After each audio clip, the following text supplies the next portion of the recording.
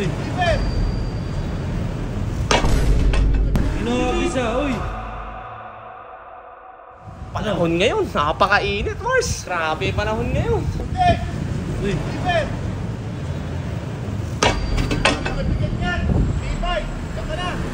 Inabisa, uy. Gago, bakit tinagis ng delivery rider? Ano ba yan? Masira. X-Max Katagumpay K3 family. Ay. Pang X-Max pala natin to. Iba yan. Eh kahit ihagis-hagis to, Tagis ulit. K3 bracket to eh. Ano ka ba?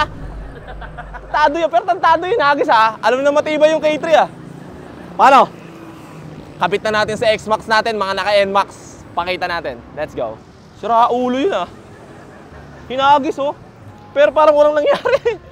Oh, kabit natin, tama-tama. Andun yung X-Max natin. Ito oh, X-Max natin oh. Tama-tama oh. Matagal ko na ito request sa K3. Kasi gusto kong lagyan tong X-Max natin. Kasi pinang-i-endurance natin to. Tsaka pinanggagala.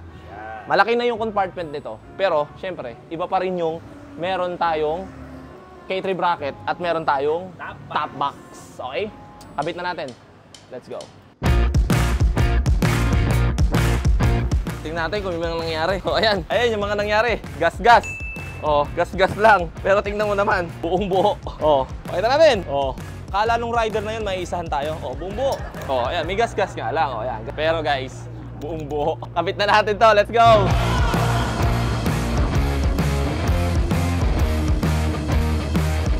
So guys, tingin ko hindi na rin tatanggalin tong grab bar. Alam ko ipapatong lang to eh. Pero malalaman natin mamaya, 'di ba?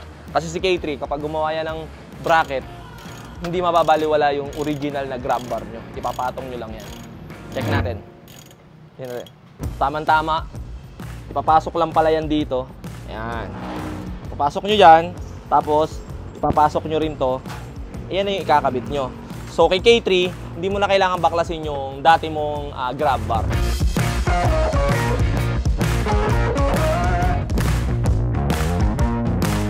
So, ayun, nakabit na natin guys yung ating K3 bracket. Diba? Sobrang pogi. Kita nyo naman, napakalinis ng pagkakagawa. Diba? Maporma. Dumikit talaga sa X-Max natin. Kung ano itsura ng X-Max natin, aggressive look din yung ating K3 bracket. O, diba? So ngayon, syempre, maganda to kapag ka ibibiro na natin. Let's go. Sheesh.